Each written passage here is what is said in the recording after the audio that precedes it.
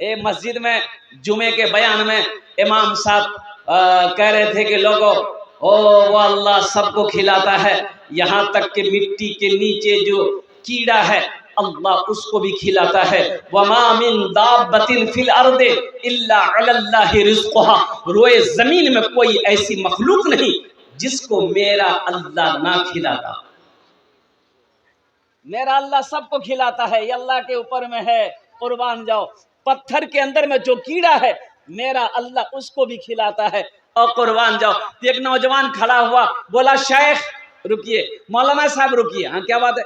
बोला आपने कहा कि अल्लाह सबको खिलाता है, ये तो सही है कि अल्लाह सबको खिलाता है, अगर हम ना खाएं तो अल्लाह कैसे खिलाएगा? कैसे नहीं खाएगा तुम? बोला हम नहीं खाएंगे, हड़ताल कर देंगे। बोला फिर भी अल्लाह तुमको खिलाएगा? बोला कैसे खिलाएगा? बोला जो, जाके घर हड़ताल कर दिया, खाना नहीं खाएंगे। जुमा पढ़ के घर गया, दोपहर का खाना ही नहीं खाया, रात का खाना नहीं खाया। माँ परेशान हो गई, माँ बोली मेरे कलेजे का टुकड़ा, मेरे लाल और मेरे लखते जिगर बेटा खाना खा ले। खाना नहीं खाएगा, पतला हो जाएगा। सुबह हो गई, नाश्ता नहीं खाएंगे, माँ परेशान हो गई। ये नौजवान सोचा घर में रहेंगे माँ परेशान करेगी, पास में जंगल था, जंगल में चला गया। बोला जंगल में रहेंगे ना माँ परेशान करेगी, ना बहन परेशान करेगी, ना घर वाले परेशान करेंगे। जंगल में जाके सो गया। माँ इसकी बेहतरीन खाना बनाई, पुलाव बनाई, गोश्त बनाई, सब थाल में सजा कर जंगल लेकर चली गई। और मेरे लाल खा ले बेटा खा ले। माँ से बोला हम नहीं खाना खाएंगे, रखो, देखें अल्लाह हमको कैसे खिलाता है। माँ बोली कि बेटा खा ले, जिद ना कर। माँ से बोला कि नहीं खाएंगे, खाना रख दो। माँ खाना रख के घर चली आई। ये नौजवान सोचा कि खाने के पास रहेंगे ना तो खाने का मन करेगा, तो खाना छोड़ के जंगल का उस कोना में जाके सो गई। अच्छा, कुछ डाकू लोग डकैती करने का मशवरा उसी जंगल में करता था। 15-20 डाकू जंगल में घुसा तो खाने पे नजर पड़ी कि बेहतरीन खाना है। तो एक डाकू खाना चाहा तो डाकू का सरदार बोला कि नहीं, इस खाने में हाथ मत लगाना, हो ना हो इस खाने में जहर होगा, हम लोगों की मारने की साजिश है, ढूंढो जंगल में कोई ना कोई होगा, जो होगा उसको पकड़ के लिया। ढूंढा, देखा वहां सोया हुआ है, पकड़ा कालम, खींच के लेके आया। डाकू का सरदार बोला ये खाना किसका है? बोला मेरा है। बोला खाया कहे नहीं? बोला नहीं हम नहीं खाएंगे। बोला नहीं खाएगा? हमको पहले शक था कि कुछ गड़बड़ है, नहीं खाएगा? बोला नहीं खाएंगे। बोला अच्छा, तो एक डाकू का सरदार बोला कि 50 जूता मारो इसको। अब जूता बरसना शुरू हो गया, 25 जूता लगा था, ये हाथ जोड़ के खड़ा हो गया। बोला नहीं हम खाएंगे। बोला खो। खाना खाया, दौड़ा मस्जिद, इमाम साहब से बोला कि इमाम साहब आपने तो ये सही बोला था कि सबको अल्लाह खिलाता है, लेकिन एक बात आप बताना भूल गए कि जो नहीं खाता है अल्लाह उसको जूता मार मार के खिलाता है। कम से कम ये बता देते तो मेरी समझ में आ जाती। हाँ, मेरा माथे का बाल उड़ गया। तेरे देने से मौला तेरा तो कुछ ना बिगड़ेगा, तेरे देने से मौला तेरा तो कुछ ना बिगड़ेगा, मगर बन जाएगा मेरा इलाही दरगुजर कर दे, मगर बन जाएगा मेरा इलाही दरगुजर कर दे। बड़ा मुजरिम हो मैं तेरा इलाही दरगुजर कर दे।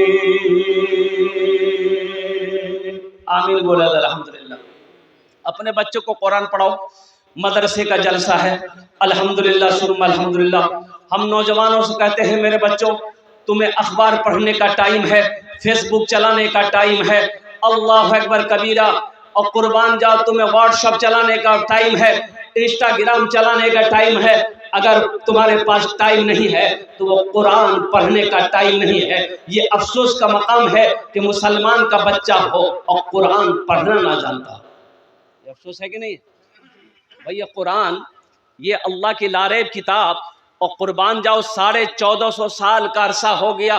कुर्बान जाओ नौजवानों, मुसलमानों, आज लोग चांद पर पहुंच गया। मेरे कुरान को पढ़कर, मेरे कुरान की स्टडी करके, मेरे कुरान को रिसर्च किया, मेरे कुरान को पढ़ा, आज वो चांद पर पहुंच गया। आज ये कुरान हमारे घर में रखा हुआ है, हम भटक रहे हैं, हम भटक रहे हैं। कुरान में क्या नहीं है? कुरान में सब कुछ है, सिर्फ एक चीज नहीं है। सिर्फ क्या नहीं है? सिर्फ एक चीज नहीं है। कुरान में सिर्फ एक चीज नहीं है, बाकी सब है। कुरान में झूठ नहीं है। कुरान में, अरे बोलो भाई बोलो, कुरान में झूठ नहीं है। कुरान में झूठ नहीं है। अपने बच्चों को कुरान पढ़ाओ और कुर्बान जाओ। बच्चे को कुरान पढ़ा दोगे इंशाअल्लाह, फिर उसे मास्टर बनाओ, बेहतरीन मास्टर बनेगा। फिर उसे इंजीनियर बनाओ, बेहतरीन इंजीनियर बनेगा। फिर उसे डॉक्टर बनाओ, इंशाअल्लाह बेहतरीन डॉक्टर बनेगा। फिर उसे प्रोफेसर बनाओ, इंशाअल्लाह बेहतरीन प्रोफेसर बनेगा। अफसोस का मकाम है कि हमारा 40% नौजवान कुरान पढ़ना ही नहीं जानता। ये यहूदी आज कामयाब क्यों है? इसकी तादाद कम है। यहूदियों की तादाद बहुत कम है, बहुत कम है। कुर्बान जाओ, पूरी दुनिया के अंदर में 200 करोड़ 45 लाख 34,203 मुसलमान हैं पूरी दुनिया के अंदर में। 200 करोड़। यहूदी की तादाद 2 करोड़। अब पूरी दुनिया के अंदर में मुसलमानों की तादाद 200 करोड़ 45 लाख 34,203। अल्हम्दुलिल्लाह सुम्मा अल्हम्दुलिल्लाह, ये मुसलमानों की तादाद है। लेकिन ये यहूदी आज पूरी दुनिया के अंदर में हावी क्यों है? तो इससे पता ये चला कि यहूदी के घर में जब बच्चा पैदा होता है, जब बच्चा होश संभालता है, जब बच्चा बोलने लगता है, तो यहूदी अपने बच्चे के एक हाथ में किताब देता है, एक हाथ में कलम देता है। एक हाथ में, अरे बोलो भाई बोलो भाई बोलो भाई, एक हाथ में क्या देता है? किताब देता है, एक हाथ में कलम देता है। अब मेरे यहाँ मेरा बच्चा अगर होशमंद हो जाए तो एक हाथ में खुरपी देते हैं, एक हाथ में कचिया देते हैं जो खेत में। तो कामयाब वो होगा कि हम होंगे? कामयाब वो ना होगा। मुसलमानों, नौजवानों, ये जो मोबाइल है ये किसका है? ये किसका है? किसने बनाया? यहूदियों ने बनाया। ये यहूदियों ने बनाया है। ये जो फेसबुक चलाते हो किसका है? ये यहूदियों का है। ये व्हाट्सएप ये यहूदियों का है। ये इंस्टाग्राम ये यहूदियों का है। और कुर्बान जाओ, ये माइक यहूदियों ने बनाया। तुम क्या बनाए? तुम क्या बनाए? वो लक्स साबुन लगाते हो, यहूदी का कंपनी एजेंट है। ओ फेयर एंड लवली क्रीम लगाते हो, हेयर डोर शोल्डर क्रीम की नाम मोटर क्रीम, मेरे नाम की फेयर लवली। देखे एक नौजवान को डिबिया खोला तो हम बोले क्या लगाए रे? बोला क्रीम है। हम बोले कौन क्रीम है? बोला ये गोरा होने का क्रीम है। हमने कहा कि बेटा अगर क्रीम लगाने से आदमी गोरा हो जाता तो वेस्ट इंडीज का खिलाड़ी जितना है क्या उसके पास क्रीम का पैसा नहीं है? अरे नादान, क्रीम लगाने से कहीं आदमी गोरा होता? और कुर्बान जाओ मेरे बच्चों, नौजवानों, इन भूल भुलैयों से निकलो, अपनी जिंदगी को पहचानो। तुम कौन हो अपने आप को पहचानो।